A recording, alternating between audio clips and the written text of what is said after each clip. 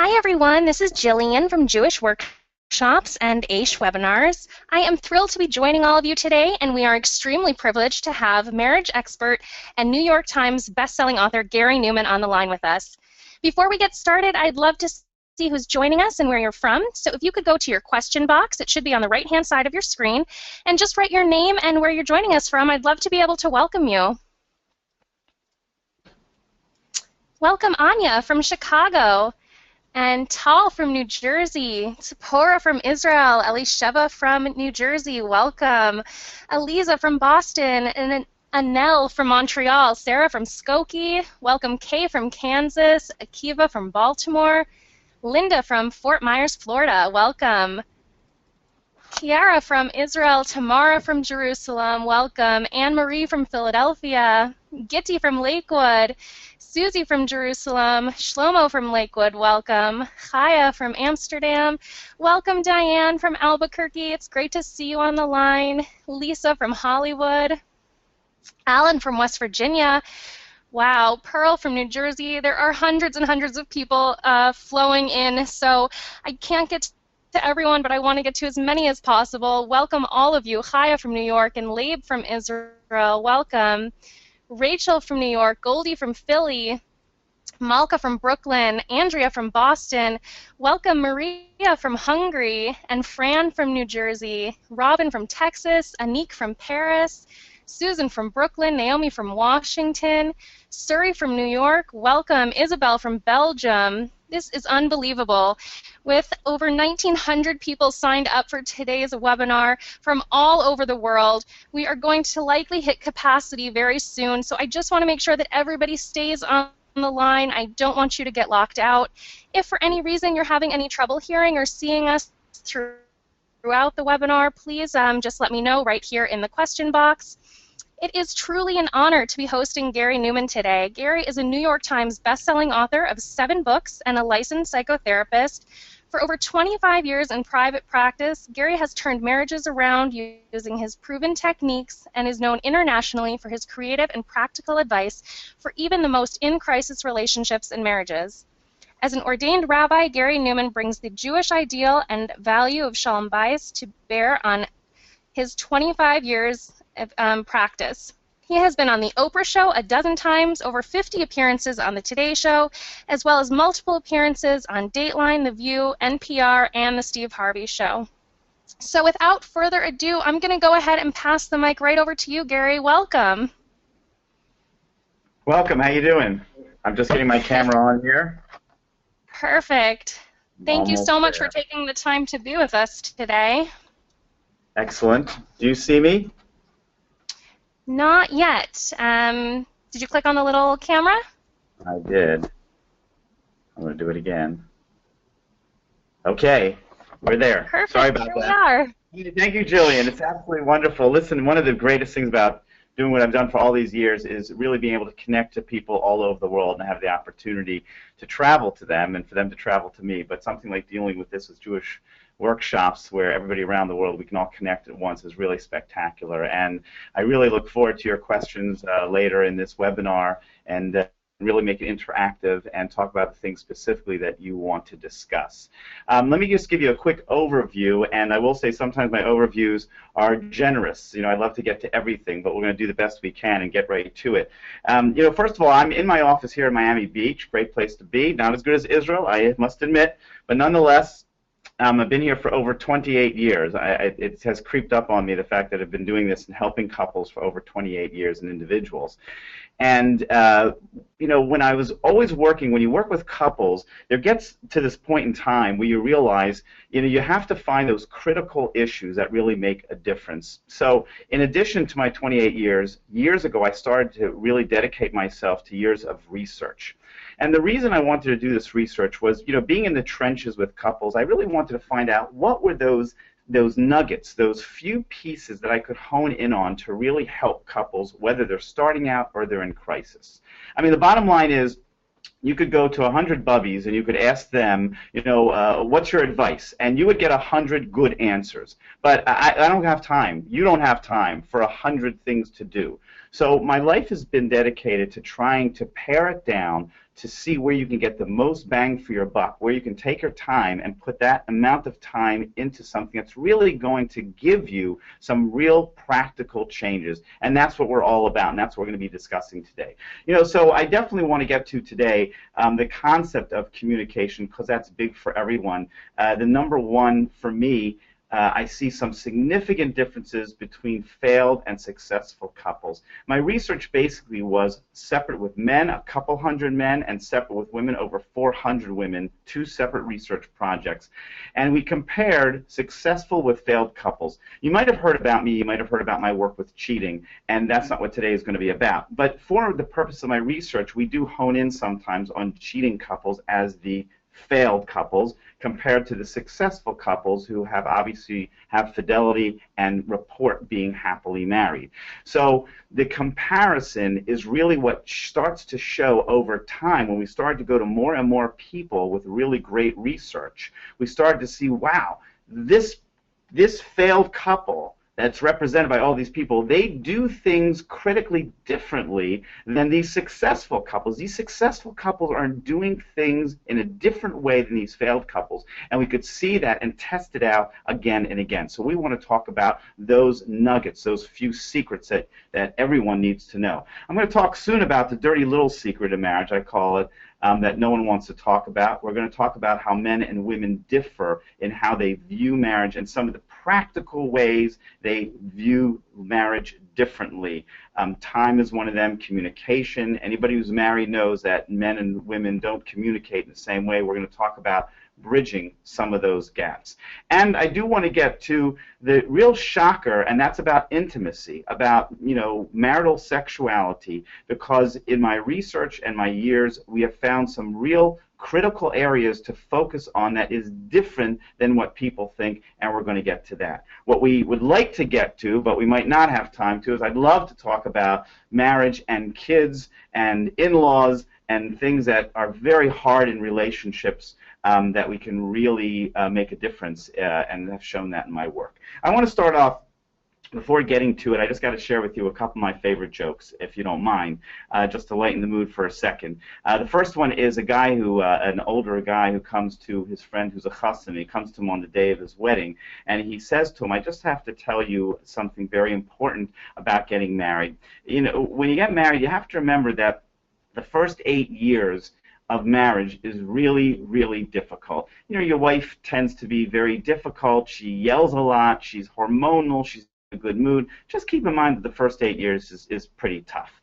And the chassan looks to his older friends and says, thank you very, very much. I'm happy to hear that, things start off, difficult, and that 8 years are tough, and that it gets better, after those 8 years. He says, well, you see, I'm not really sure. I've only been married 8 years. Okay, so that's the first thing. So the second, my favorite, is where a guy's in yeshiva, and the guy's like 32 years old, and his Rebbe comes over to him, his teacher comes over to him, he says, listen, Chaim, when are you going to get married? What's going on? He says, I'm having a big problem. He says, what's the matter? He says, well, every time I fall in love, I have a problem because my mother hates the girl. He says, what? He says, yeah, my mother says that I need to marry a girl that is just like her. But, how can I do that?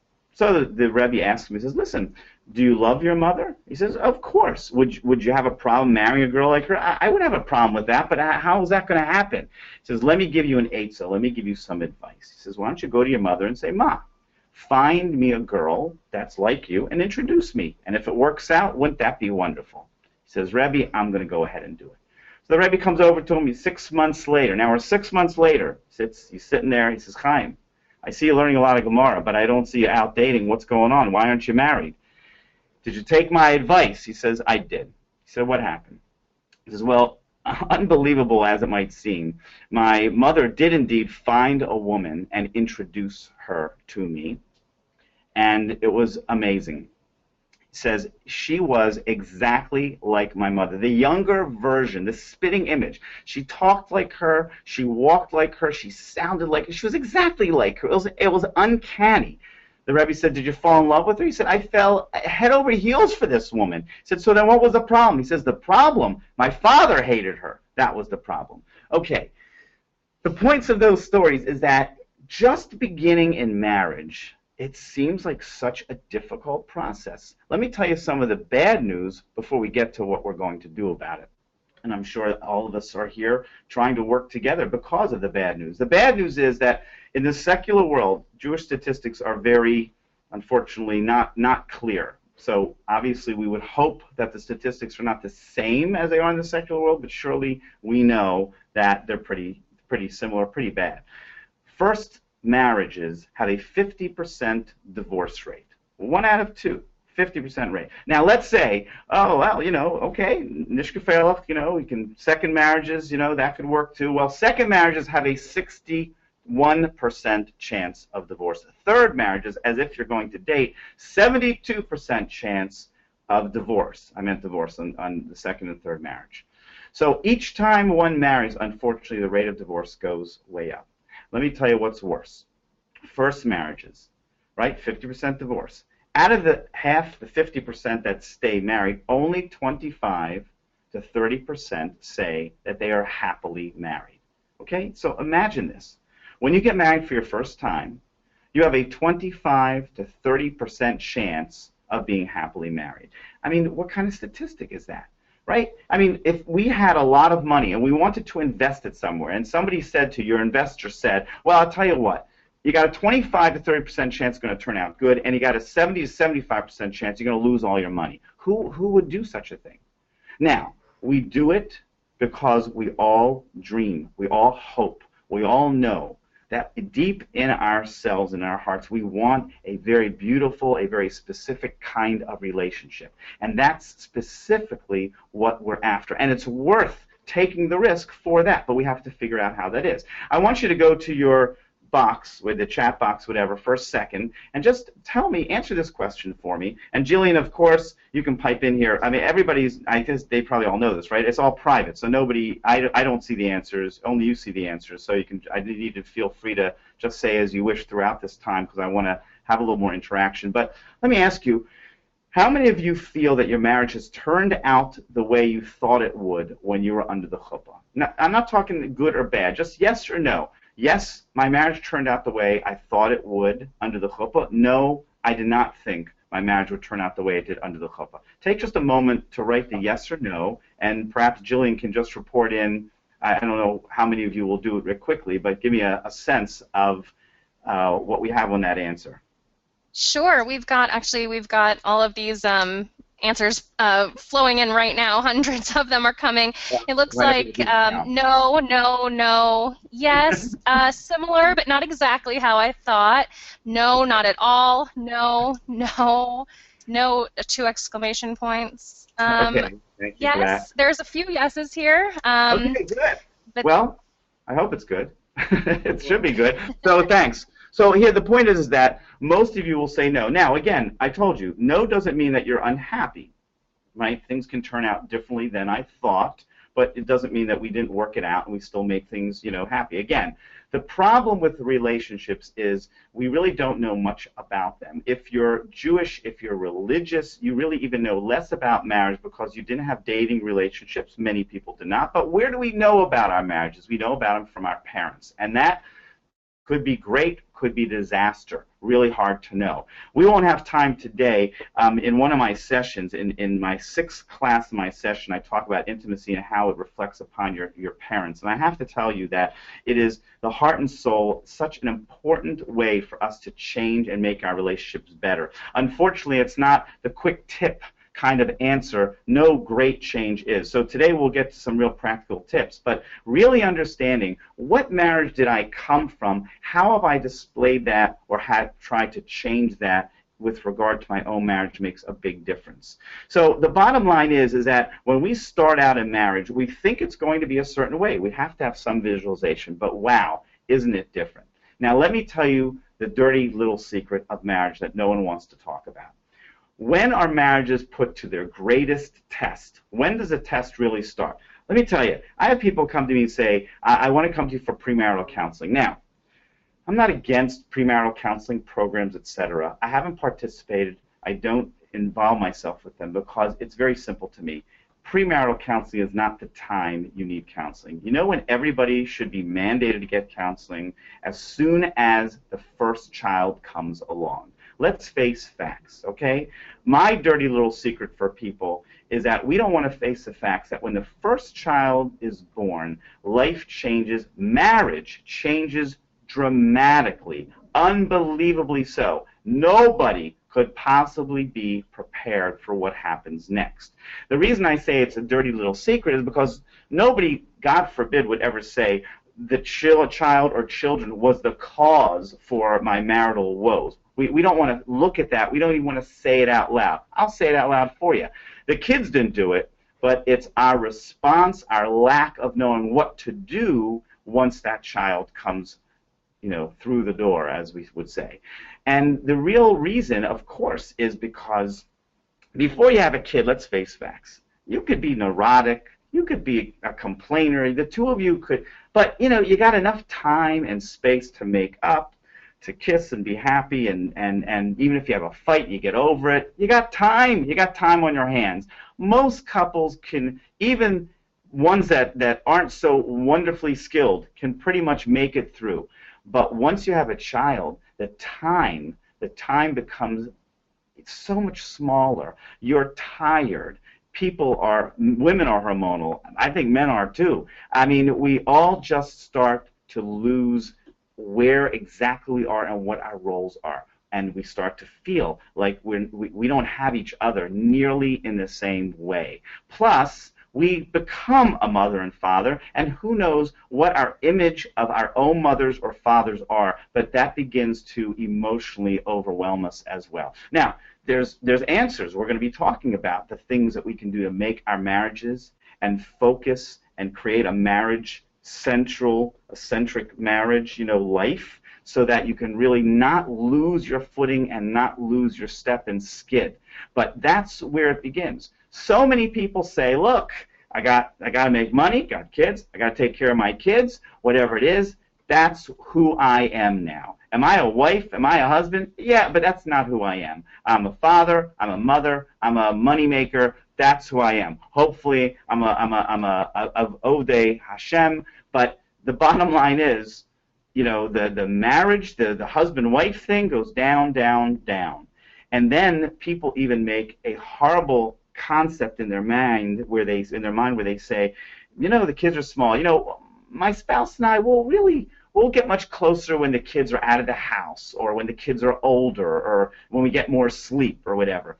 It's a recipe for disaster, because marriage can't wait months and years. Of course, it can wait a week, it can wait a month, I mean, obviously there are times where we can't just be with each other as much as we'd like. Things happen in life. Curveballs are sent our way. But predominantly you have to consider that marriage is like every other important relationship. It's not a staircase, it's a ramp. And I learned this, that going up to the altar, to the Mizbeach and the Beis Hamikdash, it was a ramp, it wasn't steps. And I thought it was interesting that when you use steps, they say that, of course, you get up here and you can rest, right? Every step you go up, and then you can rest. When you have a ramp, there's no resting, right? If you stop on a ramp, you're feeling a pull downward. That's the way it is in serving God. That's the way it is in connecting with God or connecting with anybody you care and you love. If you're not initiating and you're not in a process and taking energy to move forward, then unfortunately there's a natural pull to be pulled down and to not be as connected. So therefore, we want to make sure that we get involved in moving forward. Now, I'll tell you that, it becomes so hard. Failed couples, one of the things that they do that is different than successful couples, and we'll get to one of these pieces right now. Number one issue I find a difference is resolution or lack of resolution. This is what failed couples do. You have a fight with your spouse. Whenever a couple comes to me and says, I was up all night, we were up till 4 or 5 in the morning, yelling, screaming, whatever, then finally, we made up, we made love, we got through the night, whatever it is. I know what happened. You know what happened? They fought and fought and fought until they ran out of gas. Nothing ever got resolved. They just said, okay, how much more can we fight? We got to go on in life. Let's just make up and be happy. Happy? Not a chance. Because the following week, when the same kind of feeling happens, they haven't done anything to resolve the matter. So it keeps happening. And then the next time, you're even angrier. Successful couples, they have this concept of we don't want to attack each other. We want to attack the problem. Think about just that phrase, attack the problem, not each other. When you're on a team, even if your teammate is not pulling their weight, you don't say, hey, you're not pulling your weight, forget about it. I'm not doing anything about it. I'm not helping you out. Really? Well, guess what? The team loses. So we have to be respectful of each other and pull our own weight. But we also have to know that whatever it is, we have to do this as a team. We have to huddle up and we have to approach life by saying, how do we together own this problem? Even if it's not my personal problem. But now that we are married, how do we own this problem and what can we do? Who can we talk to? How do we find out the information to figure out how to make this problem better? And of course, there's a lot of communication in that, which we will get to specifically, a little later. So I want to ask you a question real quickly, just right in there. How many of you feel stuck? So don't write, stuck or not stuck. Just if you feel stuck in your marriage, I want you to take a moment and write in your box. If you feel like, I'm settling, but what can I do? I have kids. I'm stuck. But I have to, I got to make this work. Take a moment, and Jillian will tell us quickly if she gets, what kind of response she's getting from you guys. Yes, stuck, me, Okay. that's me, I'm stuck, I feel like settling, I was there. Yes, sometimes very stuck, yes, you said it right, settling. Right. Okay. Stuck, feeling stuck. Got it. Good enough. I mean, obviously, tapping into, it's, I have to say it's normal, right? I don't want you to feel like it's only me. That's the whole reason that I want Jillian all of us to connect with each other so you see that, yeah, there's a lot of people like me. Let me tell you something about being Jewish and a therapist as a Jewish person, because there is something a little different.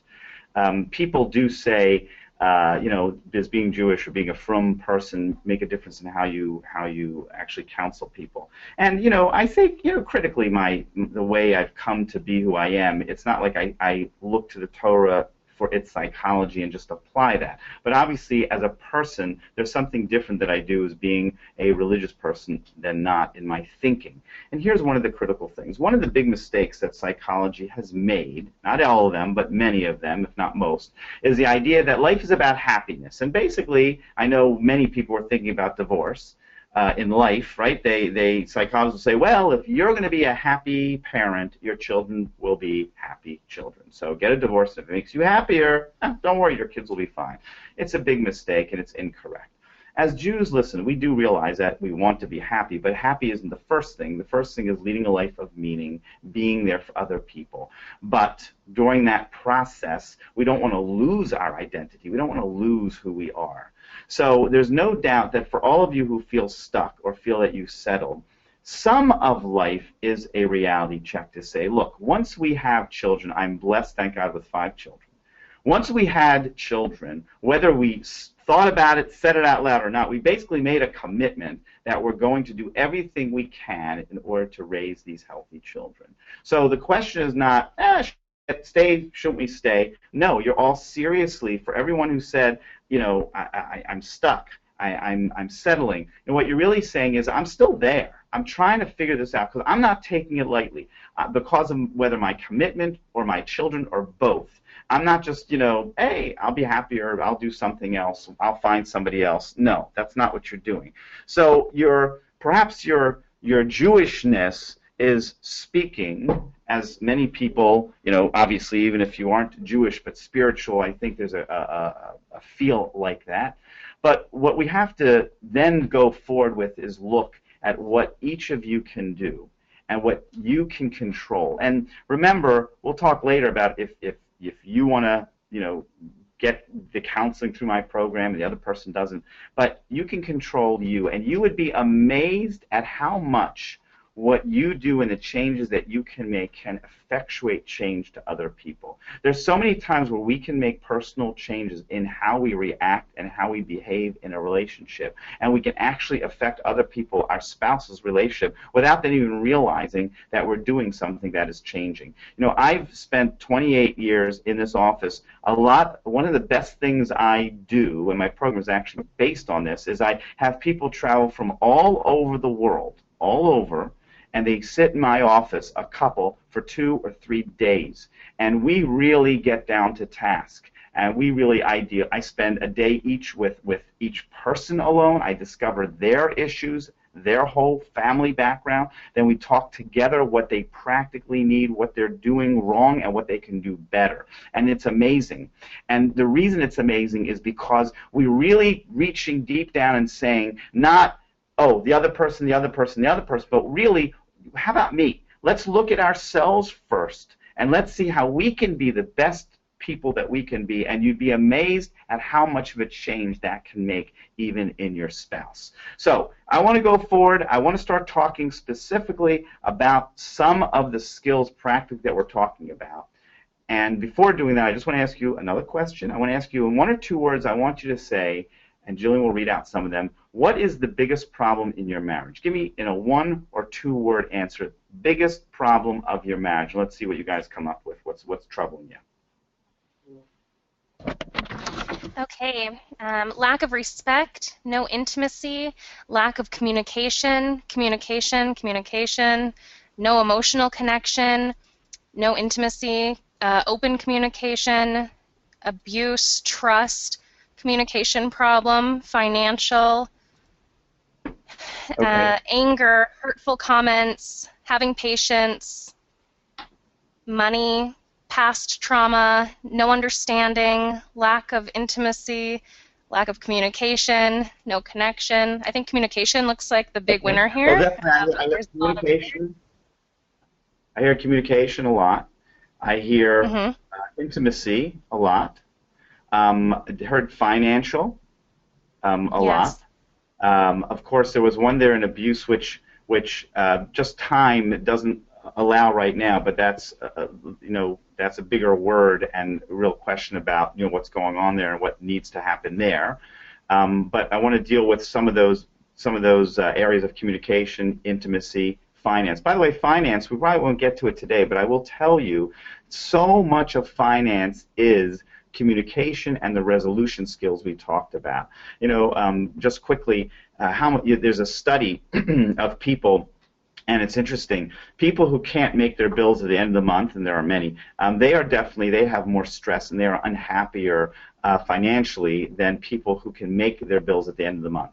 But amazingly, the difference studies show between somebody who can make their bills at the end of the month and somebody who has a way lot more money, who can buy all kinds of stuff, the happiness level is not very different. So a lot of financial issues is the finances, of course, but it's really how the family is going to deal with it and what the communication patterns are.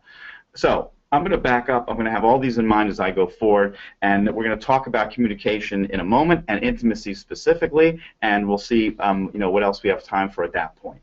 Let me first talk about something that is probably way off your map, but it's one of the things that we found so significant in my research. And it's one of the things that, believe it or not, makes such a difference that you can start doing. Takes little. That's why I like to focus on it. It's such a simple thing to do. And if you start doing it, even in a moment of a relationship that has difficulty, it still makes a difference and can bring out a different kind of person from your spouse. Here we go. The #1 answer for people in my study who were greatly disappointed, unhappy, cheating, all kinds of stuff, versus the people who said they were happy, came down to an emotional issue, emotional disconnect.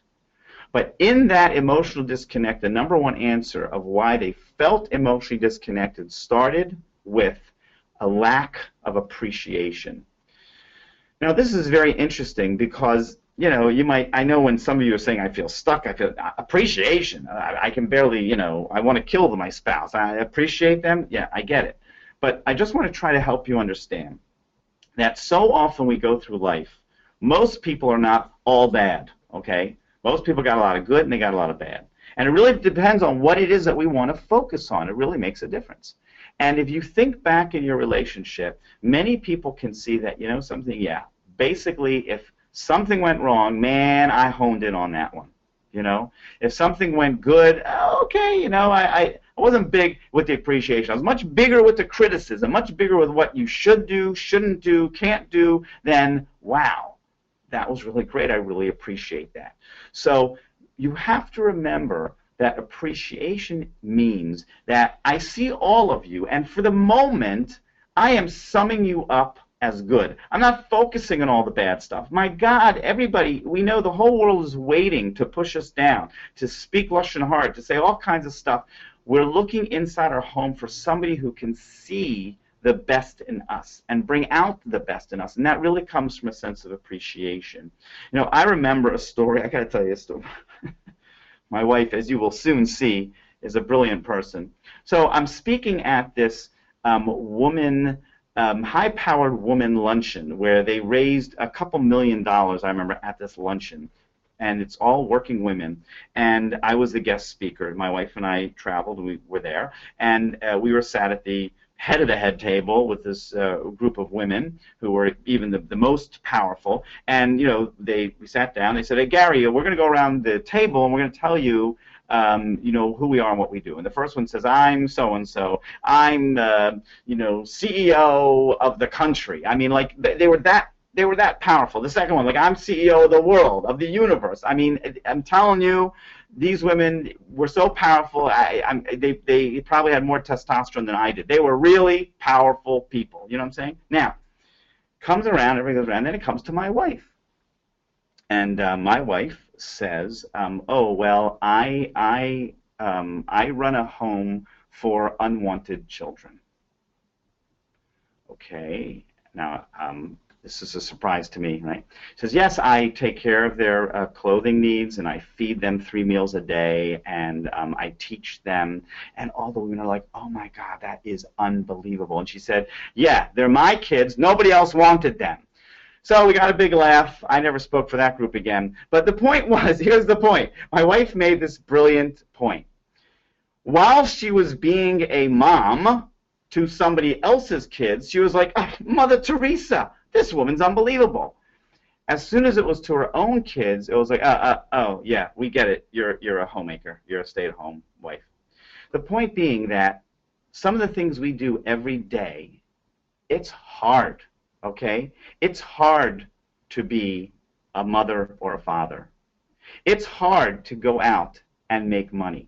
It's hard to have bosses knocking you down. It's hard to play politics. It's hard to get up every day and do what you have to do. It's hard to get up every day and go to shul and learn and light candles and do everything we're supposed to do. Don't even get me started about Pesach, right? When we say Shlo Sani Isha, I just think about Pesach. I'm not going to go into the details, but if you don't understand that. But nonetheless, my point is, right, it's hard just to do what we do on a daily basis. And so often we forget about that, okay? I'm going to ask you to take a moment, and I'm going to ask you to write down 2 things about your spouse that you appreciate. And if you don't have 2 things, just say none. If you have 2 things or 3, write them down, and I want to hear some of Jillian's going to read some of your responses. You're there, Jillian, Okay. right? Okay, good. Yeah, I'm here. I was just waiting for some of these answers to come in. Humor and heart. He's very fun, kind, how he cares for me and helps take care of me. Reliable, loyal, rational, lovely, helpful, extremely organized. Okay. Does the shopping. He doesn't yell. He's an amazing dad, kind and humble, thoughtful, her ability to calmly communicate with the kids. He's a provider, hard worker, laughs, great dad. The kids adore him. Intelligence, gives good advice. He helps me with the chores. Kind, respectful, dependable, faithful, loves me unconditionally. Oh, Good to wow. his mother. We all want that one. Yes. Sign him up. Smiles, honest, upright, patient, devoted, homemaker and dedicated, hardworking and sweet, shops, spiritual depth. That's a good one. Nice. Okay. That's great. That's great. So listen, all of you. I hope some of you who wrote before that you felt stuck or you know not in a great place. I hope some of you wrote some of those in as well. And the point being is that we can find things to appreciate in others. Look, I mean, I tipped you off a little bit about how hard it is to just be a regular person, right? When I have people come in, and I will not give them this little preamble, okay? And I'll just give them a pad of paper, and I'll say, tell me some of the things you appreciate about your spouse. And they will write, you know, one or two things. They usually can't. It ain't a long list, sadly. But the things that are always missing, usually, great mom, great dad, great provider, works hard. Usually those things are always missing. And whenever I ask people, what about the fact that she's a great mom, he's a great dad, you know, she does this, he does that, they try to make a living, they try to take care of the home, you know, whatever everybody's doing. And I always get the same answer. So, oh, that, well, she's supposed to do that. Oh, he's supposed to do that. Like, you only get appreciation if you do something way above and beyond the call of duty. Well, that's a terrible way to live. I work too hard in my everyday, and I got to dazzle my spouse to crank out an appreciative comment or gesture. So here's what you need to do. You need to think to yourself, starting today, 2 times a day, I want you to start initiating an appreciative comment twice a day or gesture to your spouse. It could be an I love you, a hug, you buy her a flower, get him the magazine he likes, a text, emoticon that is a smiley emoticon, whatever it is, twice a day.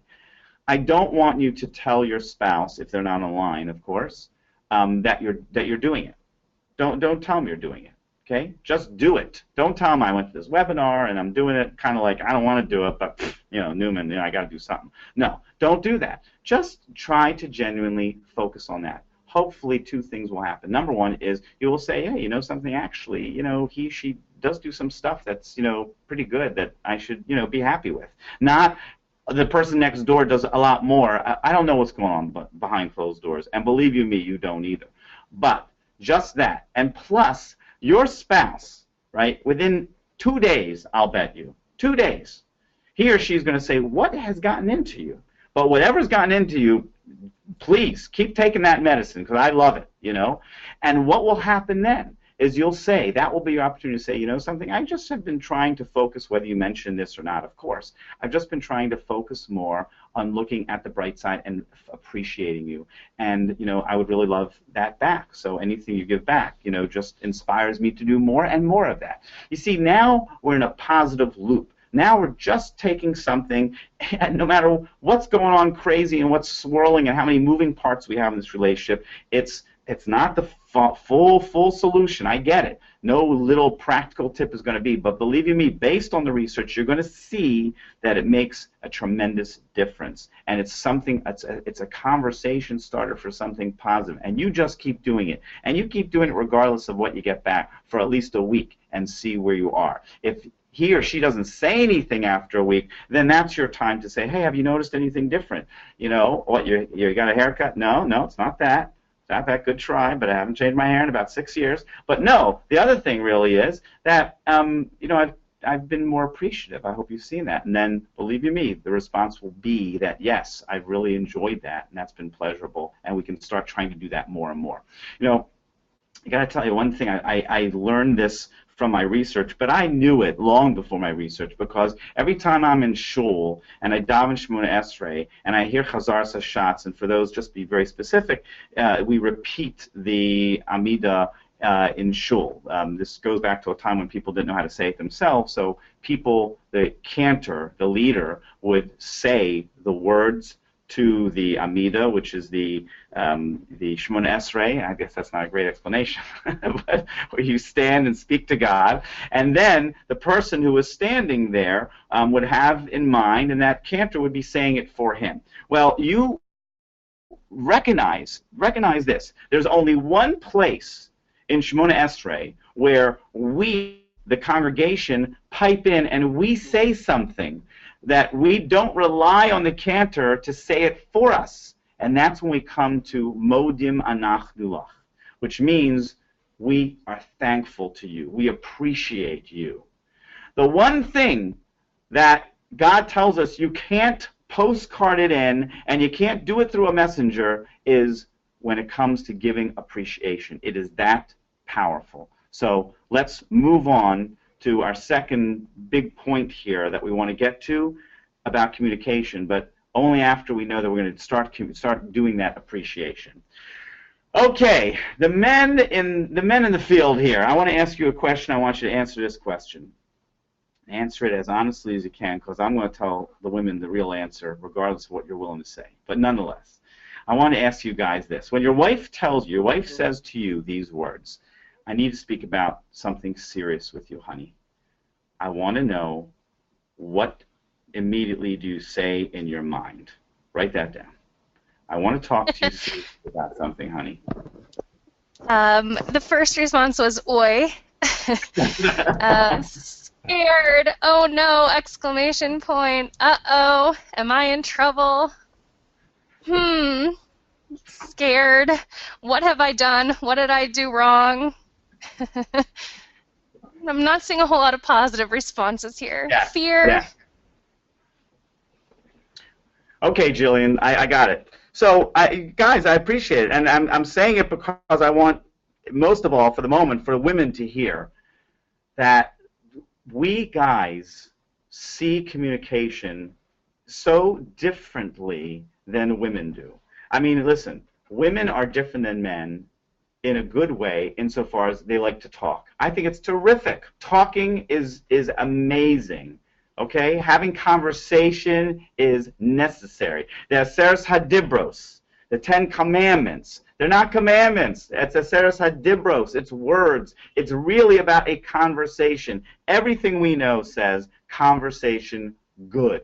To a man, everything he knows, conversation no good. So when you say to your husband, I need to speak to you, you heard what they say. Basically what goes in their mind when you sit down with them and you start speaking to your husband, I'm telling you, he's thinking one or two things. First thing he's thinking is, when is this going to end?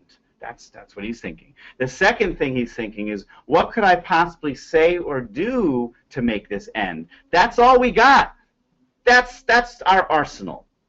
Now, there's an answer to this. I'm going to give you a practical tip. And again, I mean, you're going to hear about my dedication and my life's work put into an online program to really, really help you nail this and get to the deeper issues to try to help you really see this through with your spouse. So I'm going to give you a solution, a resolution that I know is not the end-all, but it's a really good practical thing we can talk about right now. Women, this is what you can do. You can do two things. One, you say to your husband that there's a time limit. This is not insulting. This is just, if you have a husband and he's not going to be able to hear you talk for 30, 40, 50 minutes, you're not going to have a conversation about that. If you say to him, look, I have something serious to tell you and talk to you about. I want 20 minutes of your time. We can look at the clock. In 20 minutes, we'll be done. It doesn't mean that, I might want to talk to you tomorrow about it, or I might want to talk to you about a few hours about it, but in 20 minutes, we'll be done. I promise you, automatically, for those men, and I'm not going to ask them if it will work for them, but those men who even said what they said, it will relieve them, because a man can focus on conversation if he knows that there's a limit. The fear is, I'm going to be critiqued, I'm going to have to do something I don't know what to do, or say I don't know what I'm going to do, and it's going to go on and on and on, and I won't be able to manage this situation. And what that does is it creates the oi factor, which creates, I can barely listen to what you're trying to say. And now I'm just getting defensive and feeling attacked, and that's no good for anybody. So to say it's going to take 20 minutes, and that's all. That's what we're going to do. That's number one. Number two is telegraph to your husband what you want from him. I gotta tell you, I've had women send the most succinct, beautiful messages to their husbands about something important, and their husbands just don't know what to say. Okay, no good, right? So we know that you don't want advice, right? Guys, get this straight, please, okay? When your wife is telling you something, she's talking about something, her friend hurt her feelings, okay? That's an easy one, easier. She's not looking for your advice. She's a smart person. She can figure it out. Or she can ask you, do you have any thoughts about what I should do? Don't give advice. Two, here's a big one. Don't play devil's advocate. If I tell you how many men feel it's their job to say, no, no, no, no, come on, your sister, come on, but she meant it this way. Like you're taking your sister-in-law's side, your wife's friend's side. They don't want that, okay? What do women or men? We all want the same thing. We want to be heard.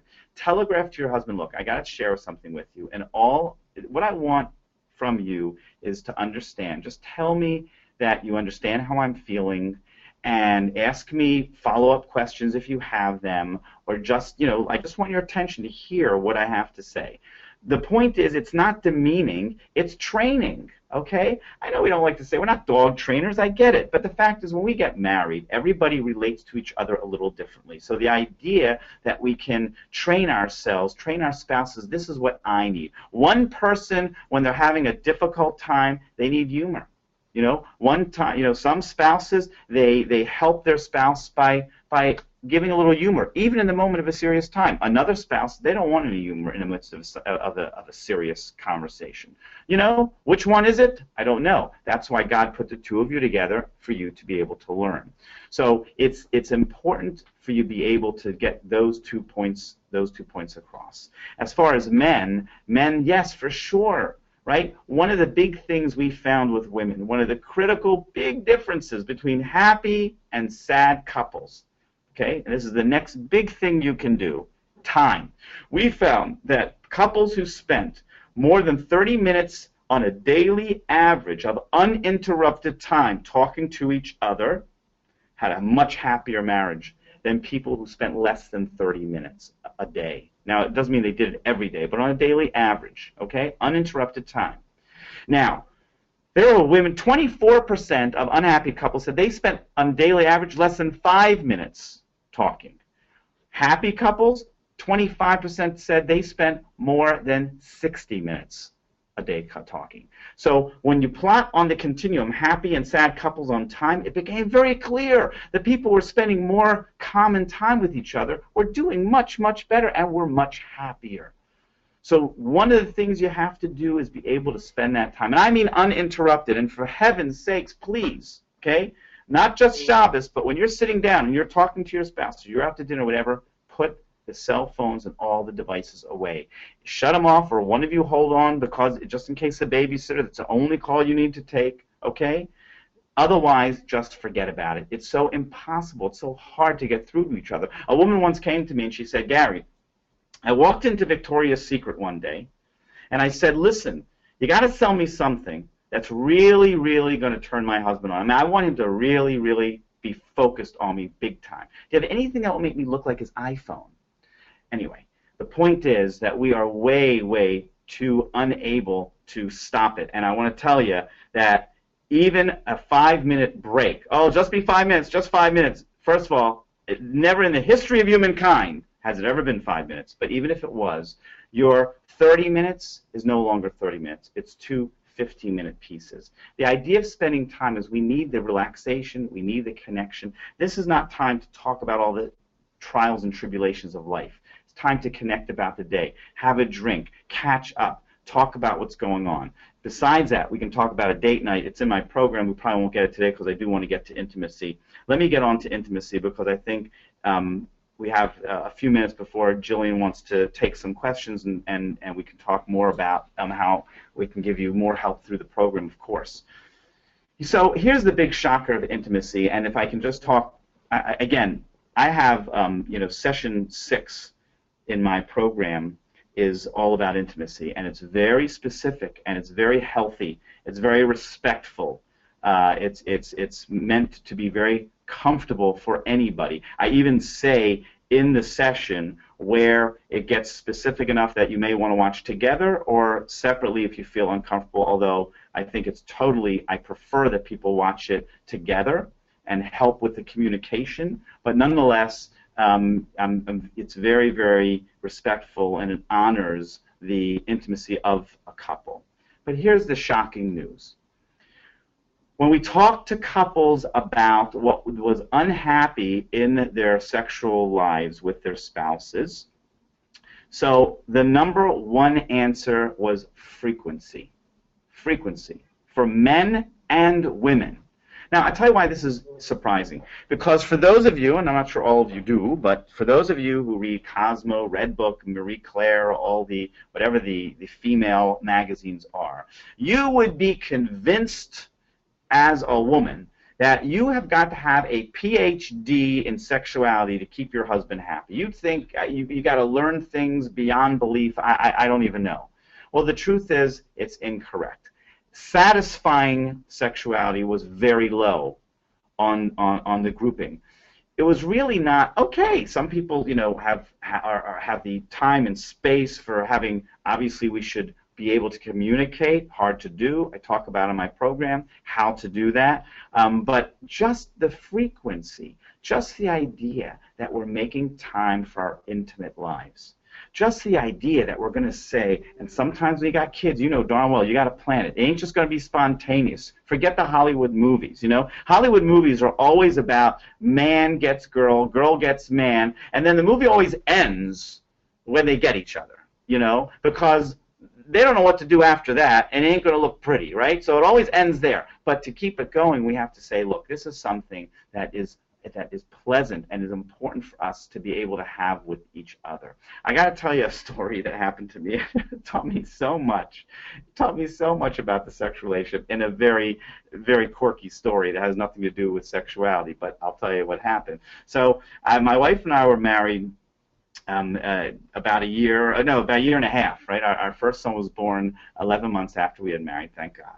And she was nursing, and she stopped nursing. So when she stopped nursing, it was summertime. I lived in Miami Beach. My wife landed an evening out at the Ritz-Carlton in Naples. Ritz-Carlton's a beautiful hotel, very fancy hotel, and we couldn't afford it, but we could only afford it because Miami Beach is beautiful, as is Naples, Florida, on the West Coast, but it's only beautiful in the winter. In the summertime, it's so hot, rates go down, nobody's here, so you could get a good deal.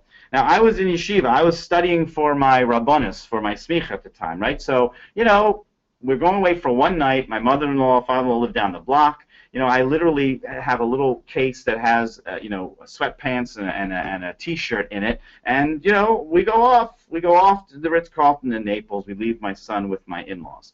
So we get to the Ritz-Carlton. Now, look, I don't know about you.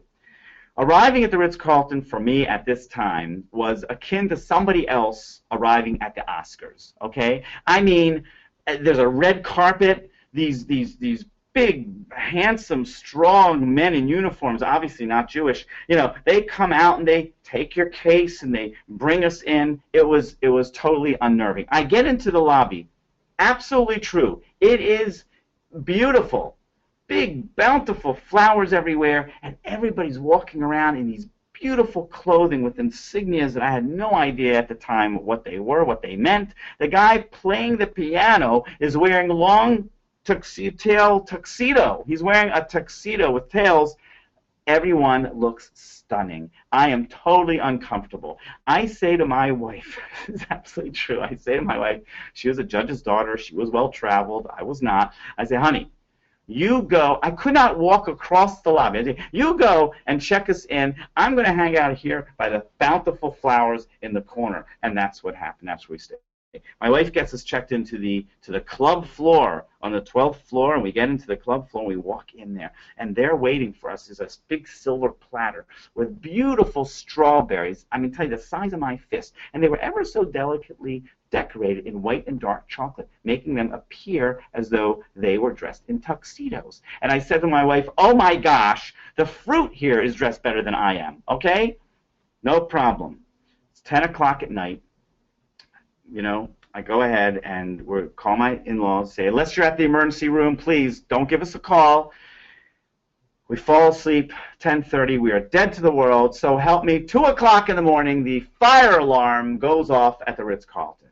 Now, I don't know about you, but at the time, I stepped out of bed and I said, "Oh my gosh, what does one wear to a fire at the Ritz-Carlton?" Because there was no way I was going down in my schmata, pants and T-shirt that I had with all those beautiful people down there. So there's people scurrying down the halls. You take it seriously when it's at the Ritz, and I'm looking, and my wife said, "Hey, honey, we got to go," and I didn't know what to do. And finally, thankfully, I opened the closet doors, and there, as if the angels were weeping, there were that big, white, puffy Ritz-Carlton terry robe with that big fat lion's head as an insignia on the lapel. And I said, "I got this." I strapped that baby on, and my wife and I, we walked down 12 flights. 2:30 in the morning, we walk into the lobby of the Ritz-Carlton with hundreds of makeupless and bleary-eyed guests, all dressed in white Ritz-Carlton robes. And I looked at my wife and I said, "Ha! They all look just like me." And you know something? It made such an impact on me. Because I realize that everybody in this world is walking around clothed. I don't know who you are. You don't know who I am. You're not supposed to. I dress a certain way. You look a certain way. You talk a certain way. You hide a lot of things. All things that make you feel comfortable with who you are and me with me. But there's one person, only one person in this world, to where you are physically and metaphorically stripped naked. There was one person who you can show everything of who you are. And there's that one person that you want to be accepted when they can see all your frailties, all your stuff, and still say, "I care about who you are and I want to give to you." And that's really what intimacy is about. Sexuality is really about the moment where we really just bear with each other. I can't look any better. This is who we are, and yet we still want to be nice to each other, have fun with each other, giggle, be nice, be sweet, be loving, make loving comments. That's really what sexuality is about. Look, real great intimacy in a relationship is about the things that we've already talked about and the things that I talk about extensively in my program. It's about the good communication, feeling like you're on the same side to attack the problem to resolve. It's about appreciating each other. It's about listening and really trying to be there for each other and really trying to make time and say, "I care about you enough." When we spend time at night talking for a few minutes and we go out on dates and stuff, you know what happens? During the day, when we happen to see a funny thing or whatever, we think, "Oh, I'm going to text that to my spouse." It's not only that it's just about the time we're together, but all of a sudden we feel like we have this conversation, this symbiotic relationship going, and we think of each other more and more. When you do more of that, okay, then what happens is that it leads to a much better sexual relationship in the bedroom. So as I always tell guys, please remember that great sex depends on the size of your heart. See where I went there? So the point is that all these things, and Jillian's going to come along and tell me how much more time I have. I think she wants to get to her piece. But on quick ending, and then we'll see through your questions and our conversation other things that we can discuss. Please remember that as dark and difficult as things seem, that if you can make some changes and some effort, if you can help your spouse make some changes and effort, and one of the best ways of doing that, I have to say, is to try to work within my program, because it's not all about you or about him or her. It's about us saying, "Listen, let's try to make this a little better." Most people want to make things better. They just don't know how. I have to tell you, it's sad. It's sad that marital therapy is so complicated. People come to me from all over the world because it's hard to find a marriage therapist who can do more than just kind of be a good listener or just say, yeah, you hear, you know, and then people become very frustrated. It's like, well, we went to therapy, a lot of good that did. Yeah, went a few times, felt good, but we didn't resolve anything. No, my life has been about building stages, creating the skills, helping people really look at themselves with the interactive workbook that you'll hear more about, but really helping us really look at ourselves and really start to have a conversation with each other that's meaningful, that makes us feel closer. Once you start to make that effort, then you have to remember, love, true love is in the effort, okay? If you want me to be a better listener, more humorous, kinder, a better parent, whatever, when I start to do it, guess what? It's not going to meet your standards, okay? If I'm not a very nice person and you want me to try to start being a nice person, well, it's going to be awkward. If you want me to start being a good listener or a better communicator, in the beginning, it's going to sound strange. And you're going to know that I'm only doing it because I'm trying to get with the program here. But you know something? How amazing that you or your spouse wants to make change to be better to you, to be a better human being because you want it. That's where the love is. You can't say there and say, really? That's in your head. Surely, God forbid, you would never say it out loud. But, you know, you wouldn't say, really? That's what you got? That's what you got to offer? That's the big change you're going to make now? No. It's that, wow, I really appreciate that you tried to make that change, that you thought of me that way. Okay, I mean, listen, I'd like for you this and that and whatever, and we'll continue to try to get better and better at this. But remember, the love, the thing you love about your spouse and yourself is that you're willing to make that effort. Also, keep in mind that, you know, sometimes we make things very complicated. You know, sometimes we say, you know, we don't communicate. People come in and they say to me, we don't communicate. We don't know what's going on with each other. And I say, okay, stop. And I say, look, you, wife, I want you to tell me what your husband is about to tell me, all the things he doesn't like about you. And I say to the husband, I say, well, you now tell me all the things your wife is about to tell me what she doesn't like about you. And do you know, 100% of the time, they know exactly what the other one's going to say. You know why? Because they have communicated beautifully. The only problem is that they communicated only about the chazara in their relationship, but they've heard each other.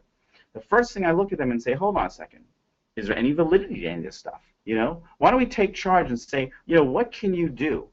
So often, we know exactly what we can do to put a smile or a frown on our spouse's face. Imagine if you woke up tomorrow morning and every morning you said to yourself, what can I do once today to put a smile on my spouse's face? If you don't think that that energy, like we talked about in the appreciation, if you don't think that energy comes around, if you don't think that you can actually begin to start some change in a loop, let me tell you, in my experience and my major research, it does make a difference, and you can begin to make that change. Now, where to go from that, you know, let's talk. Let's talk about how to get really clearer, how to build those skills so that they last longer. But make no mistake, you can put some of these research pieces into play and make a difference in your relationship right now, no matter what stage you're at. So who is ready to continue on this journey and really start these changes now? Just go to your question box and let me see all of those yeses coming in. Ah, yes, I do see them pouring in, exactly. Yes, I'm ready. I'm ready. That's me. Yes, of course. Right now is the time. Yes. Okay, wonderful. Well, as I expected, all of the yeses are coming from the hundreds of people here with us today. And before we even started this webinar, we were just blown away by the response we received. And we've just never experienced so much excitement and such heartfelt feedback for one class. Plus, all of the requests over the last year for a marriage program that can be done with both spouses. We listened to you, and now we've got an exciting announcement. So Gary has agreed to give his full marriage course comprised of 8 master classes to help you reconnect, reignite the spark, and create the best marriage possible. We all know that the more we invest in our marriage and our family, the brighter our future and theirs will be. So let me tell you a little bit about what you're going to get. And I also do see a number of questions coming in as well. I'm going to go ahead and get to those as soon as possible. So just hold tight. I know that we've seen some questions coming in as Gary mentioned his full program throughout the course today. So let me get to tell you what is included. In the course, you will have 8 master classes, including Class 1 on Marriage Basics, Class 2, the Trifecta Part 1, the 2 absolutes for every marriage, then the Trifecta Part 2, Communication, End to Fighting in Your Relationship, Breaking the Cycles of the Past, Class 6, as Gary had mentioned, Intimacy Part A and Part B, Protecting Your Marriage and Emotional Infidelity, and then a conclusion and your 2-week marriage calendar. And what's so special about this course offering is that you will get immediate access to all of the classes as soon as you sign up. So for your convenience, they will be immediately available in your own personal membership area to watch at your convenience. Plus, you'll get downloadable workbook chapters that correspond with each class, as again, Gary had mentioned, so you and your spouse can work on implementing these practical tools immediately. This means you will literally have all of the tools to effectively transform your marriage right at your fingertips. So many people share that their schedules are packed, so now you don't have to attend on a certain day or make sure that you have this amount of time available in your schedule. You will have 24/6 access to every class to watch, take notes, practice, all at the time that's comfortable for you and all at the in the comfort of your very own home. So, Gary, why did you create this Newman method, and what makes it so unique? Oops, Gary, I think we can't hear you right now. Can you? There you go. Hello? Now I'm Okay, here. thanks. Yeah. Right? Yep, you're here.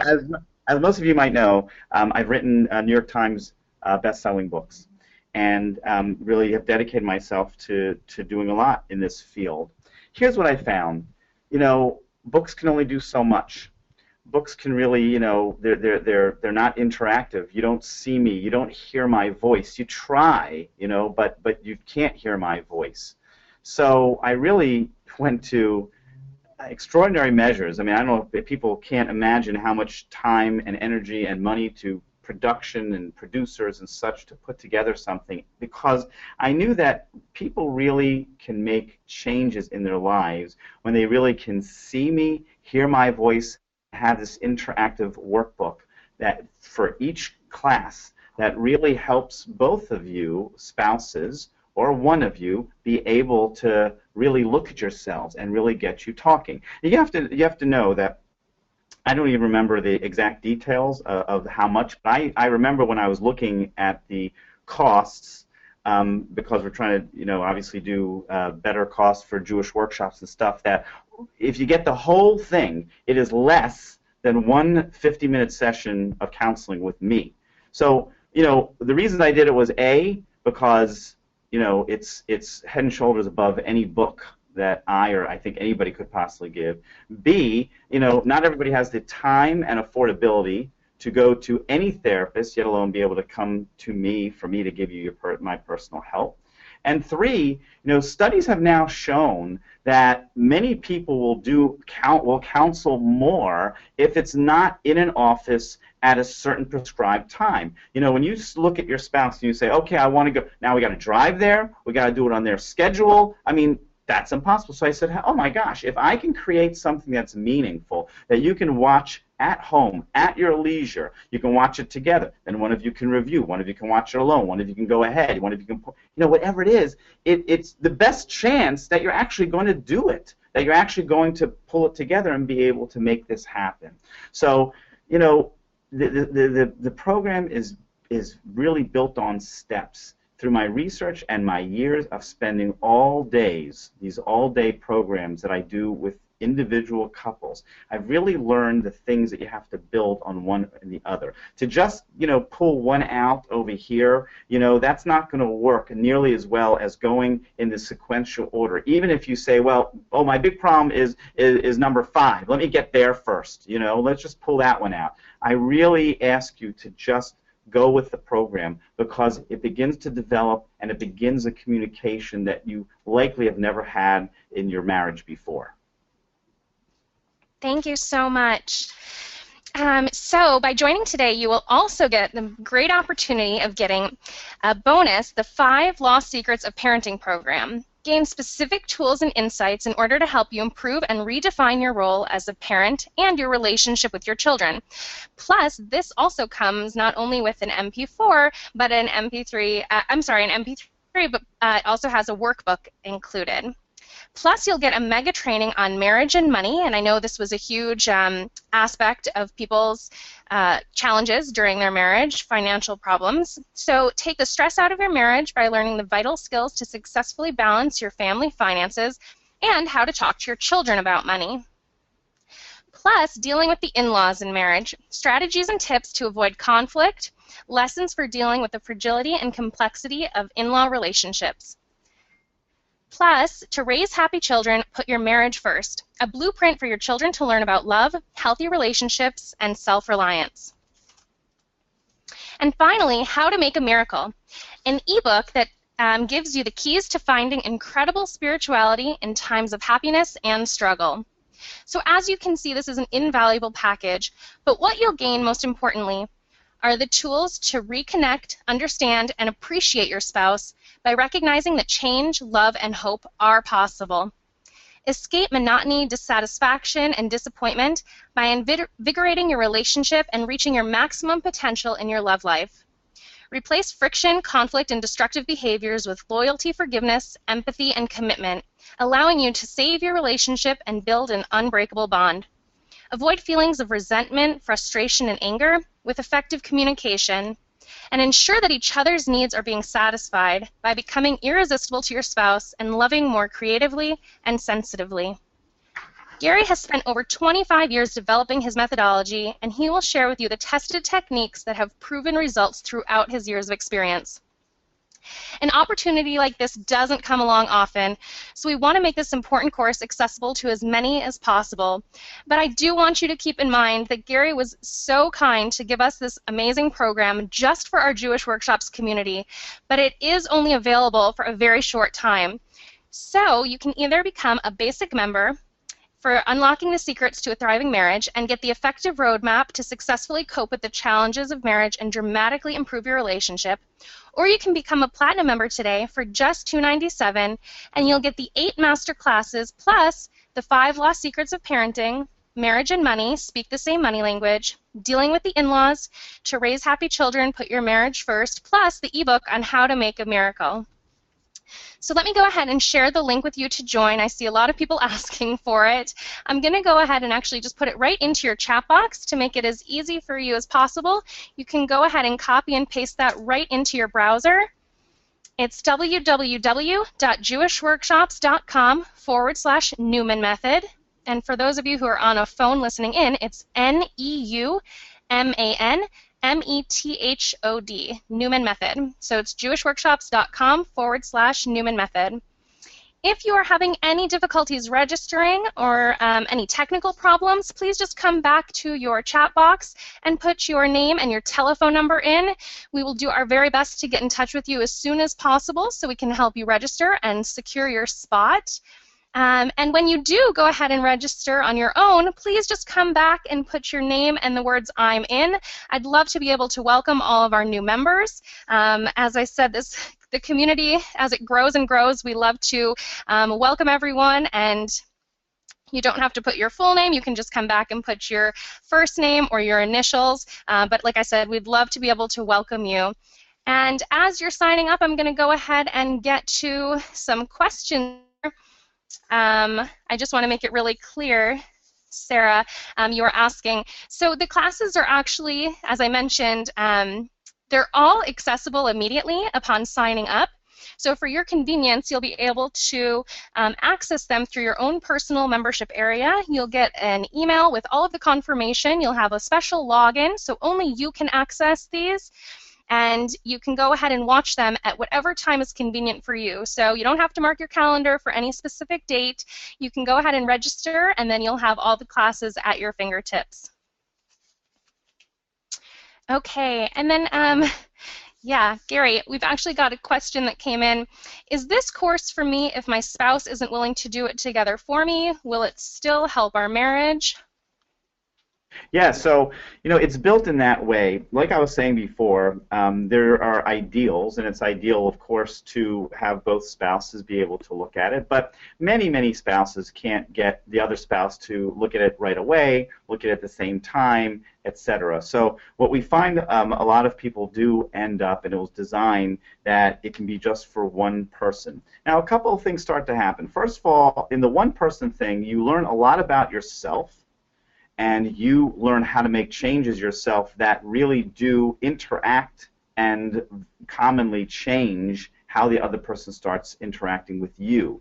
Plus, there are a lot of spouses who, they kind of want the spouse, I could be a man or a woman, whatever, but they want their spouse to kind of do some of the forerunning. Like, you go ahead and you look at it and tell me if it's significant to you. And when you are able to go through some of it and show the workbook pages and show this is the kind of work that I'm doing and I really want you to start doing it with me, there's a much better chance that it's going to happen. So I don't think it's not necessary for people to have to, when I really want to get started, but my spouse says, who knows, maybe next month or the month after or never, just get started. Like I explained with the appreciation, with the communication, with the intimacy, it's energy, and we change each other's energy.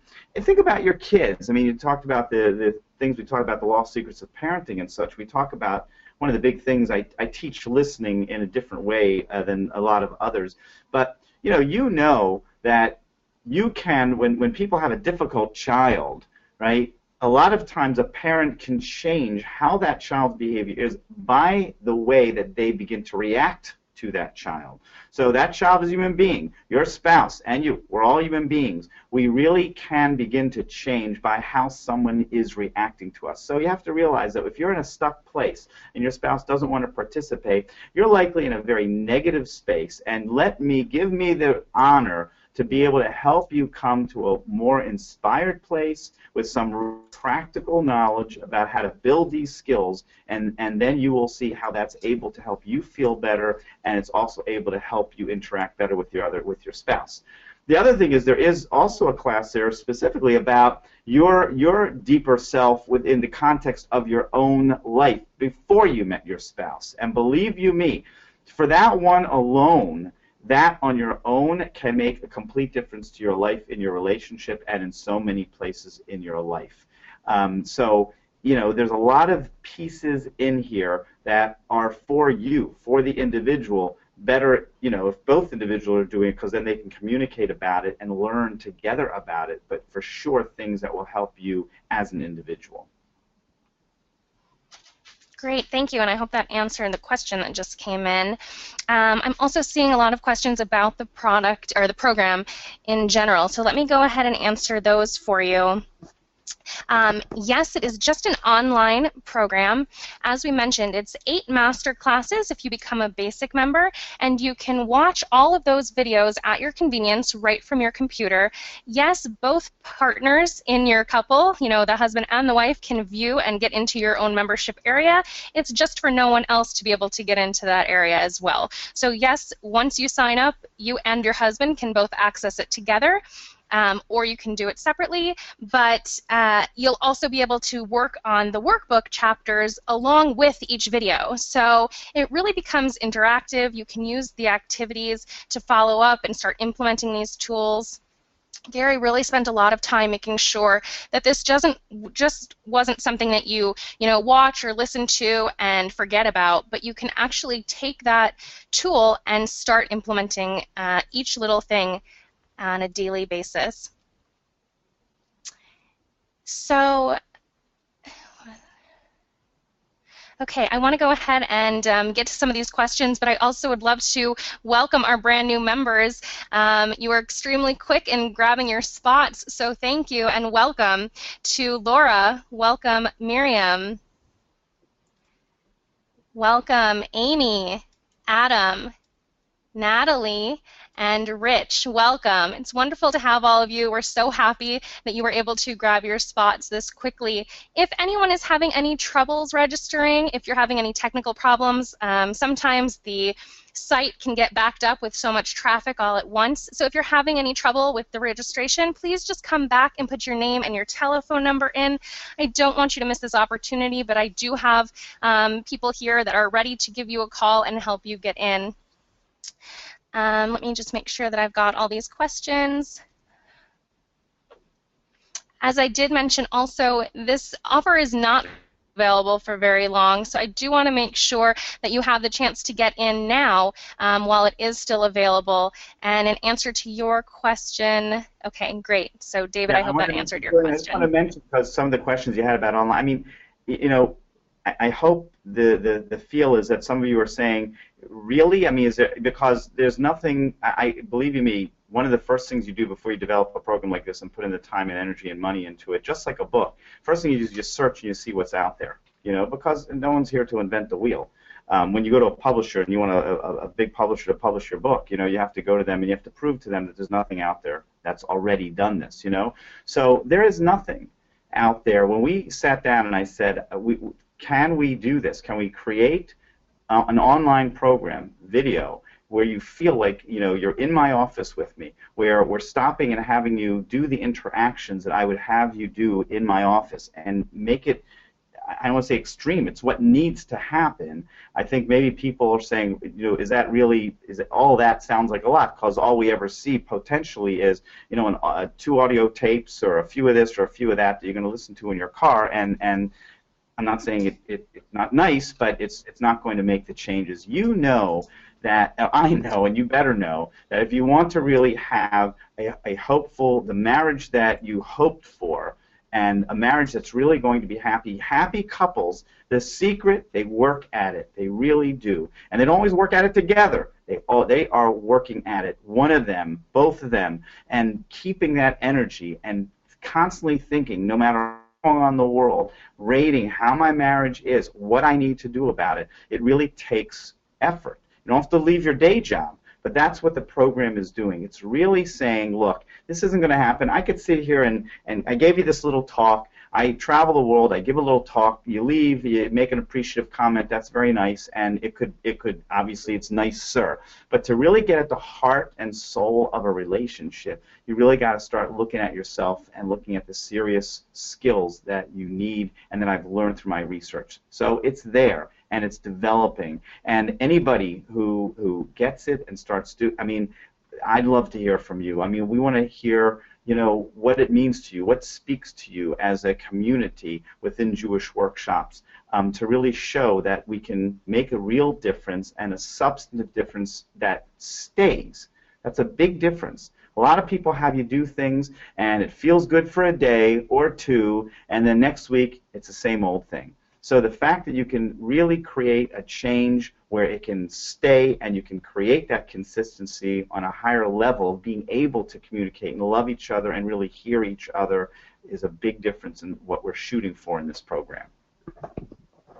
Thank you so much, Gary. And actually, sorry, I know you just switched off your camera, but I'm seeing a lot of questions come in. You know, can marriages of 20, 30, 40 plus years, can they really be helped if the magic has disappeared and, you know, the kids are out of the house or they're getting older? And is that something that this will help with? Yeah, and it's a great question. You know, what's happened in a marriage that long that feels stale and feels like we've lost our groove is exactly what we talked about before. You spent years, unfortunately, not properly attending to your marriage. So, look, I don't care what you say. There's a reason that you got married. Whether you want to say it was divine, whether plus you saw something in each other, that doesn't leave, you know? And especially creating a family, creating careers, creating a life. By the way, as difficult as it is, I don't mean to say that it doesn't bond us. There's a bond there that lasts forever. So very typically, when I have people come and whether it's empty nest or they're getting older and things get complicated, for sure, it is a very important time to sit down and say to each other, yes, we got to do something. We have to learn some new ways to better than before. It's not like I lost the magic. I hate to say it, but a lot of those relationships, 20, 30 years, 40 years later, never had the magic, So we can create the magic whenever we want. It's just knowing how. And I feel bad about a lot of people. That's why I created this. You asked me, I keep coming back to it, that I feel so many people are good-natured and they really want, if just someone could help them do it. It's not like they don't want to do the work. It's not like they're not open to it. Just they know that they think there's no answers. They've tried a little this. They've tried a little that. What's the shrink going to tell us? You know what I'm saying? So, it's the idea that you can absolutely create things. Now, when people get a little older, they do have to learn how to bring their lives back together. So many of them have lived independent paths that they've gone so far that they don't know about each other anymore. And they're sitting there 25 years later and they say, well, you should know a lot more about me. I should know a lot, and we don't. So, too bad. It's too bad for the last 25 years, but we can absolutely and significantly change that so that at any point we can start doing the things that are meaningful, start learning new tricks, start going through life more together in a together response. So there's absolutely that doesn't scare me at all as far as being able to help people at that stage. I know you have so many questions. I'm sorry, but I got to add to that. That by the way, one of the things you have to really realize is that also at that stage, there's the midlife crisis. Midlife crisis basically means I'm getting to an age where I realize typically, a parent passes away. There's been a job change. I'm getting a little older. These are significant life pieces that sometimes ruins marriages, but it has little to do with the marriage. It has to do with the change I'm going through, and therefore my marriage and lots of things are getting caught in that net. So it is very important at any stage, especially when we're getting into our 40s or 50s, if we don't have our marriage set in a good place, definitely you need a program like this in order to be able to get that together. Otherwise, something will hit, unfortunately, as we age, just by the nature of odds and time, something significant will hit and throw us off our place and our path in life, and then disaster happens between relationships. Great, thank you. Before I get to some of these other questions, I have to welcome our newest members. And again, I really urge you to come back to the question box and just write "I'm in" with your name or your initials so that I can welcome you as well. So welcome Chaya, nice to see you. Welcome David, it's wonderful to have you. Welcome Elisheva, welcome Gitti, and welcome Chana. Wonderful, I'm so glad to have all of you here. Now, I wanted to go ahead and get to some of these questions. I know that I may have sped through a little bit on what everything really is included. I get very excited, so I can talk quickly. So let me go back and in answer to your question, Linda, let me get to these bonuses. So again, the 8 master classes delve into all of the different aspects of marriage. You're going to learn about You're going to learn about communication, intimacy, breaking the cycles of your past, protecting your marriage, and emotional infidelity. Plus, when you do go ahead and become a Platinum member, you'll get all of these incredible bonuses, which include the 5 Lost Secrets of Parenting program. That's going to be a class plus a workbook, again, to work on together. The mega training on marriage and money. Take the stress out of your marriage by learning the vital skills to successfully balance your family finances and how to talk to your children about money as well. Plus dealing with the in-laws, and you can see on the box, it shows kind of puzzle pieces, how to really be able to strategize and avoid conflict when dealing with the complexity of in-law relationships and trying to fit all of the pieces into the puzzle of this brand new family. Or again, after 30 years, it's maybe not a brand new family, but it can certainly feel like one sometimes when conflicts arise. To raise happy children, put your marriage first, a blueprint for your children to learn about love, healthy relationships, and self-reliance. Plus, How to Make a Miracle, an ebook that'll give you the keys to finding incredible spirituality in times of happiness and struggle. And again, the basic package for the 8 classes is $197, or you can become a platinum member for $297 and get those 8 classes plus all of the additional bonuses that I just went over. And as I was doing so, I'm going to go ahead and put that link right there, and I'm going to go ahead and put it again back into your chat box to make it easier for you, so you can just copy and paste that into your browser and grab your spot now. And welcome, Leah. Great to have you. Okay, so Gary, some of these other questions that are coming in, and I really want to make sure we answer as many as possible, because if you're feeling like you are ready to commit and you are ready to take your marriage to the next level, then I want to make sure that you know that the course is for you and what it'll really bring to helping your relationship. So, Gary, if someone is feeling right now just kind of an overall satisfaction, or they're feeling comfortable in their marriage, they're not, worried that they're on the brink of divorce, they're just kind of settled in, is it important for them to still join? Is this something that will, be able to affect their marriage positively, or should they just keep doing what they're doing? So, it's interesting because it's one of the challenges was to create a program that would speak to both. Now, the reason that it's so important to get the program regardless, even if you're at a satisfactory place, is the interactive book. A lot of this program, you're going to tell me, not personally, but through this, right, what's going on and where you need to work. And one of the things we learned about marriages is that they really do work and they keep consistent about it.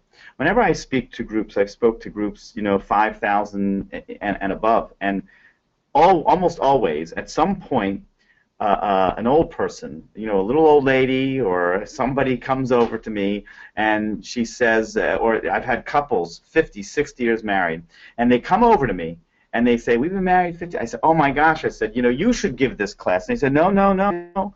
We came because we know we can always learn something new. And I say, that's it. Is that the people who are happily married, that's the attitude they have. They're never just satisfied with, okay. They know that life is too complicated. Life is too many curveballs, too many things going on, that we always have to keep the uptick. We got to keep moving forward. We got to keep learning and keeping our eyes and ears open so that we can find how do we better connect? How do we make it better and better? So, my wife and I, we have a fantastic marriage, thank God. We're on the lookout. We're on the lookout for interesting ideas, all different, parts of life of how we can create a better relationship, keep it humming, keep it new, keep it interesting, make sure our communication levels are what they need to be. If we feel out of sorts, we know how to go to each other and say, hey, listen, I'm feeling a little disconnected. We got to be able to do something, in the next week or two to pull ourselves back together. These are normal things that healthy couples really get to focus on. So, I think that surely I know that it's going to be helpful to the people who feel they're doing okay but still want to have something that keeps making it better for them. I don't want to imply that the online, that the program is just a bunch of, horrible, sad examples of life, and that you're just going to keep hearing about, examples of people who are in crisis. That's not what it's about. That's not helpful for people who have satisfactory marriages, and frankly, it's not helpful for people who are in crisis. It's very, very focused on you understanding yourself, looking at the way you are, the way you interact, the way you see life, the way your spouse, really building skills, real skills that you need that create a much better marriage. Great. And while you're here, I just had a couple more questions. I'd really like if you could just give us maybe a little bit of a sneak peek or a little more of what's going to be covered in that intimacy class. I saw a lot of questions coming in, all sorts of shapes and sizes. You know, my husband's not interested. How do I, you know, how do I make him more interested? How do I feel like I'm not being rejected every time I try to initiate? You know, questions that are really, really sensitive. I know that that's a sensitive topic in general that's rarely spoken about in the Jewish world, and it is so unique that it's part of your program, and we're so grateful that it's part of your program. I think that you know, that would also really help people here on the line understand, again, if this is something that they can really, you know, use and implement into their relationship. Sure. Well, you know, the intimacy, there's there's a couple different pieces to it. You know, one of it definitely is understanding each of you understanding your intimacy. Remember, intimacy is drawn on a lot about how we were raised. In the Jewish world, we get a lot of messages, sometimes mixed messages, sometimes negative messages about, you know, intimacy.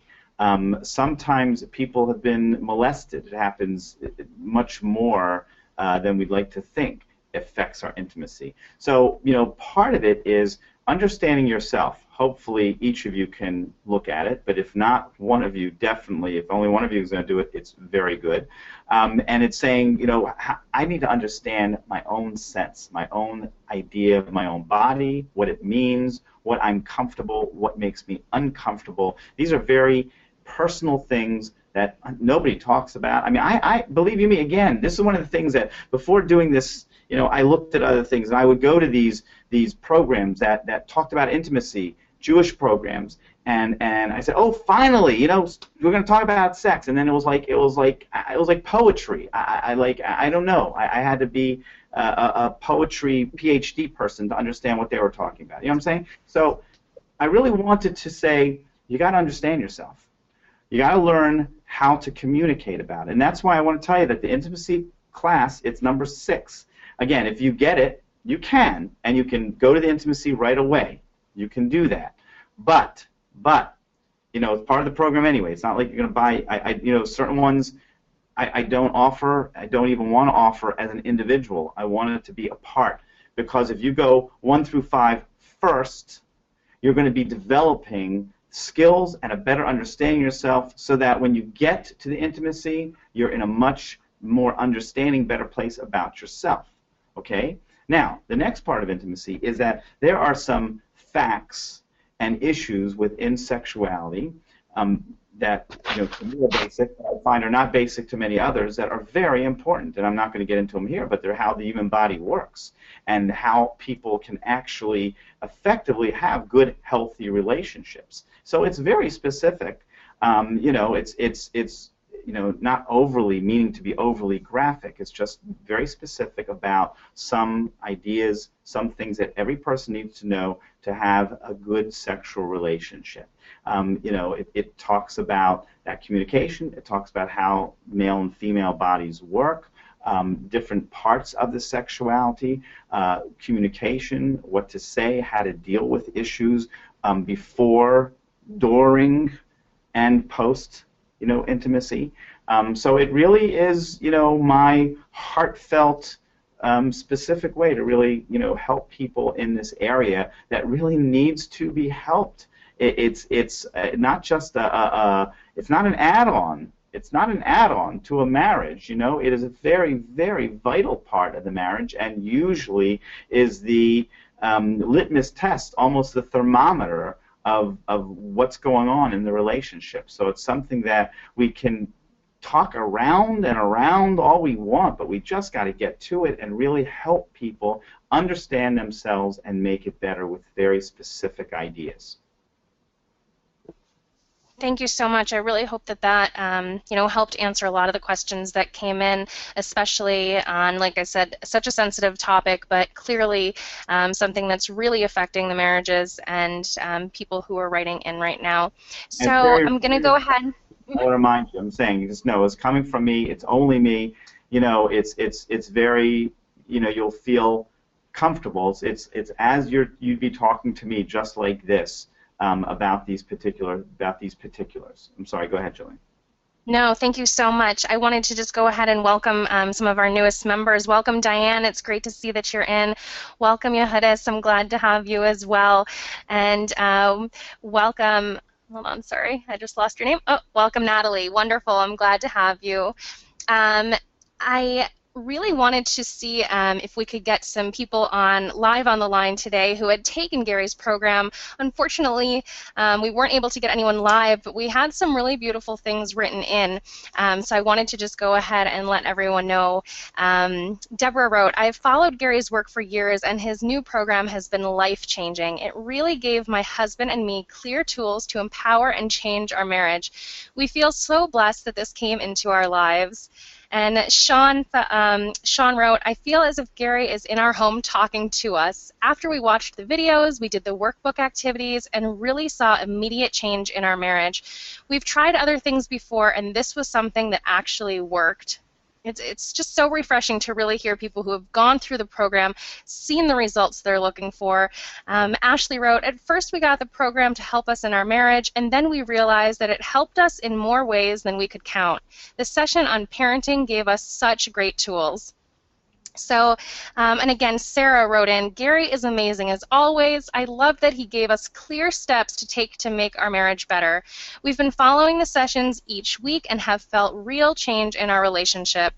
Again, as Gary was mentioning, and if you have ever been a part of, our Jewish Workshops community, we love hearing back from you. We love getting success stories, as we call them.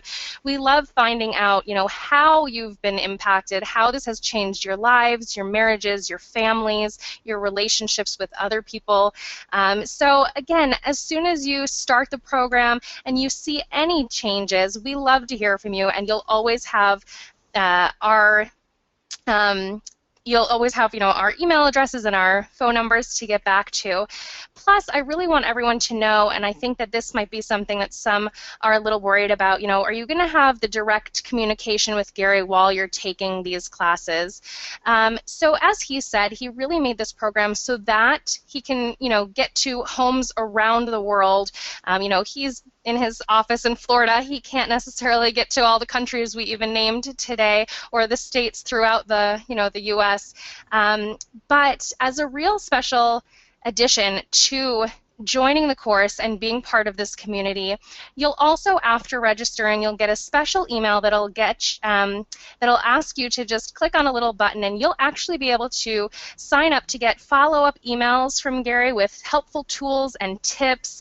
He'll send out little articles, everything that can, again, continue to help you on your journey. This isn't going to be something that's an overnight fix, but it's also not a Band-Aid solution. You don't get a little scrape, put a Band-Aid on it, and that cures it. This is going to help you take the steps that you need through commitment of your own and your spouse's, hopefully, when you guys either do it together or do it separately. But through the commitment, you'll also be able to get all of these helpful tools to remind you, to motivate you, to inspire you to keep going. And Gary, if you just want to talk a little bit about that. I know, people are saying, after the videos, is that all? But it's really not. There's so much more. Exactly. We, especially in the Jewish community, of course, we are a community. And by the way, some of the things you get when you sign up and continue, some of them are videos. I'm now doing like these 2-minute videos and articles. Some are mine. Sometimes I find an interesting article by someone else. I put it out there. So we're continuing, and you really hopefully will feel connected to me and to the process. And again, it continues to help us, remind ourselves what we can do and how we need to keep doing it. And of course, there are times where you go over the course, again for yourself. You look at one together or one yourself another time, and you review and that kind of thing. And some of those, when I get these thank yous and such, and they're really, they're beautiful. Look, I tell people I've been put here, obviously, on earth to help people. I mean, that's what I'm here for. So when people actually, say to me, write to me, stop me in the street and say that, this helped in that way, it's significant. And one of the things you have to know about the videos is that they are me. So, one of the nicest things, I pick up on these little things, but when I was asking one of the questions, somebody's, some of the comments were, yeah, that's me, that's me. The point that get it, I'm not this airy-fairy guy who's not living in reality and talking about, romance and everything's just going to be fine, and, it's not that. I know what it is through my own life, my own relationships, and who I've helped, that it takes work. But it doesn't. It doesn't take work beyond belief. It's not. We're not. Gotta. Be in the coal mines here. I mean, it just takes some. It's the old story of work smarter, not harder. A lot of people working harder, but in all the wrong places. I'm here to help you work smarter, because looking at those areas, I can push the right buttons through my research to say these are the areas that I want you to be working at. And the idea that with every, that had to be, with every session, it just can't be blank, right? You've got to be talking back to me, and again, that's metaphorically, through the interactive, through the workbook, okay? And the workbook, if you put them all together, it's a couple hundred pages. It's not like, just 2 pages come out, of, every single session. It's significant work. And you can do as much or as little of it as you want, but it really, really helps you look at stuff and journal in a way that you say, you really feel like you're working on your stuff and it's unique to you. And I did see the prices, and it's the supreme package, the all-in, is significantly less than one 50 to 60-minute session with me. So. That was the idea, to get a lot, and to get a lot of what I've learned and gleaned through the specific research as well as my experience that can really help any couple at any stage. That's so great. Thank you so much. And, with just 5 minutes left here, I really want to reiterate the fact that this is not going to be available for much longer. So if you have not registered yet, I am going to, again, just put that URL right into your chat box. It's up on the screen, but to make it easier, you can copy and paste it right into your browser. If you're having any technical difficulties, as soon as I go ahead and close this webinar, I won't be able to see any of your information, so please go now and put your name and your telephone number right into the question box if you are having any troubles, or if you have any questions and need help registering, please go ahead and do that so that we can get to you. Otherwise, like I said, I won't be able to see any of the information that you're trying to get out to us. If you have any questions about the program itself, please feel free to go ahead and put those in now as well. I will try to get to as many of those as possible before we end. And I have to thank Mark. This is so beautiful. He just wrote in, Gary has been helping me, my wife, and my children for over 20 years. He is a tremendous therapist who is able to distill insights in a unique and refreshing way that integrate breakthrough advice from a Torah perspective. He is one of a kind, and he has so much to offer. I strongly encourage everyone to take advantage to one of Klal Yisrael's best and brightest. I'm in. That was absolutely beautiful. Thank you so much, Mark. I'm glad that you could be here today, and thank you for sharing that with everybody. That was really nice. When I hear things like that, I think just one thing: it's an honor. I mean, it's an honor, and I, anybody who you honor me by letting me be of help and doing whatever I can to help us be connected to each other, and you and your family, spouses, and kids. There's nothing better that I could do with my life, and to hear things like that is just remarkable. So thank you very much. Thank you so much, Gary, for taking your time to be here with us today. If you could just leave us with a last little bit of a tidbit, I'm gonna pass the floor back over to you.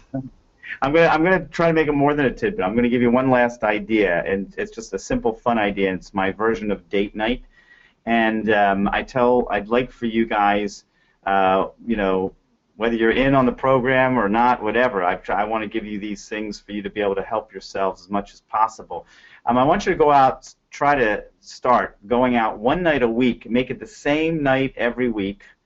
that you go out. Get a babysitter in advance. Tell the babysitter we're hiring you for, every Thursday night or Saturday night or Motzei Shabbos, whatever, for the next year, so that you have to go out. When you're out, I want you to go out alone, just the two of you, not with another couple, but just the two of you for a minimum of 2 hours. Okay, and during that time, I want you to talk about anything you want to talk about. There's three things I don't want you to talk about. I don't want you to talk about money, work, or kids. Now, you're looking at me and you're scratching your head and you say, well, what are we going to talk about? That's all we ever talk about. What else are we going to be able to talk about? And that's the point. Believe you me, when you were dating, you were falling in love. You were not incessantly talking about the stresses of money, work, and kids, because if you were, you never would have gotten married. It's not what got you here. What got you here was lovingness, kindness, wanting to be good and appreciative of each other. That's what's going to sustain you. So if you can just push yourselves and you can switch off, each one can plan something for each week. It doesn't have to be fabulous. Just don't make it about dinner or dinner and a movie. Go out and do something more active, something more interesting to the two of you.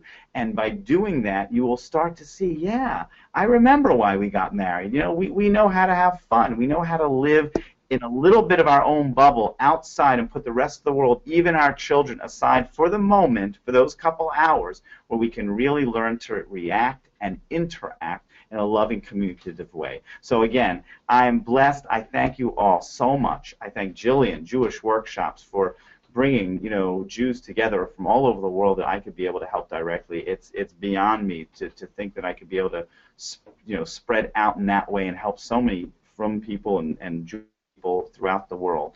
So anything I can do further, I wish I could duplicate myself, but that was my idea, to duplicate myself in this way, to be able to give you what I know that I really believe is going to be of great help to everybody. So thank you very much, Jillian and Jewish Workshops, and thanks for everybody out there. I know we're busy people, whether you're listening now, hopefully you're listening live, you're listening later. I know, who has the time, but just the step in coming to this shows that you want it, that you want to do something and you want to make a difference in your life, and that is the energy that's going to make this program work for anybody who takes the time to make it happen. Thanks so much. Thank you so much, Gary, and thank you to everyone who is attending. Thank you from all over the world. We're so lucky and fortunate to have you be here with us today. Again, I'm going to actually, you're not going to hear me anymore, but I'm going to leave this webinar open for just 2 more minutes to give you the opportunity to get your name and telephone number into the chat box in case you're having trouble registering. Otherwise, I will leave you with this. Thank you so much. Have a wonderful day. And if you didn't have a chance to register live on the line, then I really urge you to go ahead and write down that link right now so that you don't miss the opportunity. Have a great day. It was wonderful being here. Bye-bye.